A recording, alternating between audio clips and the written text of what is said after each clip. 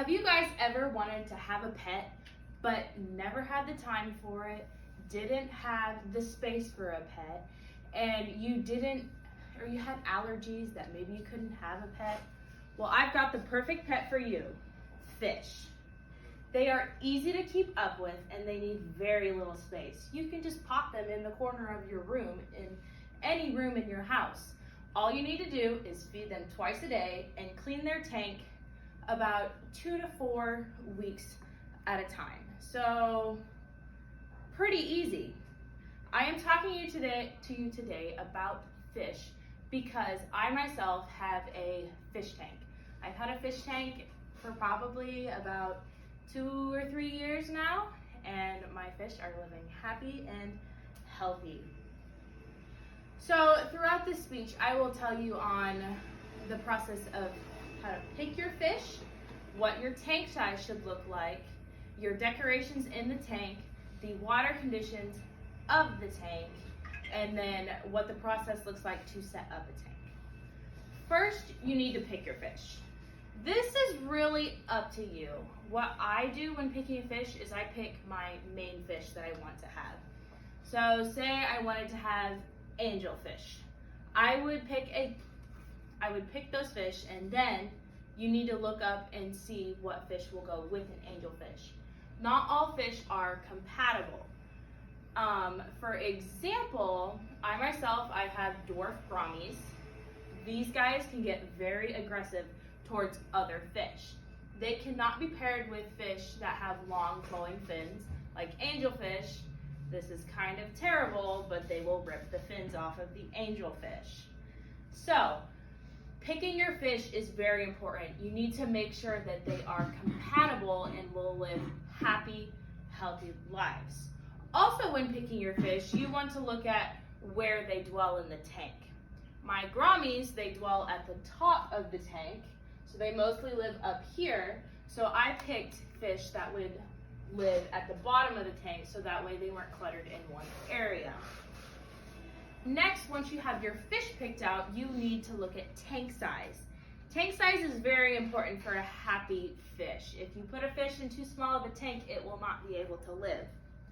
Wayfair, on their website, fish tank sizes and how to choose the right tank, they say the rule of thumb when determining the aquarium size is 1 inch of a fish equals 1 gallon of water. For example, say you had a 5-inch fish, at minimum this fish would need a 5-gallon tank. It is always nice, in my opinion, to give the fish a little bit more space just so that way they can spread out. Also, when considering tank size, you need to think, are my fish going to repopulate? If they have a problem with repopulation, like guppies per se, you might want to add in a couple more gallons to accommodate for those fish. If you already have a tank and you're not planning on buying a new one, then you need to look and see how big that tank is and determine what fish you are depending on how big the tank is. Next, I'm going to talk to you about water conditions. Water conditions are very important. If your water conditions are off, then most likely your fish will die. Eric Dockett published his article on May 13th, 2018. His article, 10 Reasons Tropical Fish Die in a Tank and Why, he states, when water goes bad, the fish start to die. Keep your water healthy. One big factor of this is a dirty tank. Keeping your tank clean with regular cleanings is very important.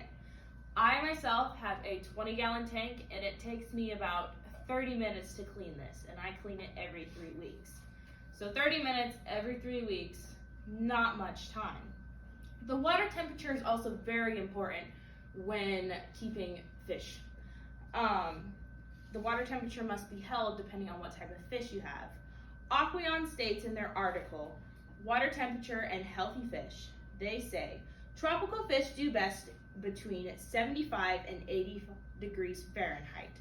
Goldfish and other cold water fish, this is a type of fish, do best in a temperature below 70 degrees. Temperate fish, which are fish that are in between both tropical and cold water, can live in overlapping habitats of tropical and cold water fish. Now that we know about water conditions, let's talk about tank decorations.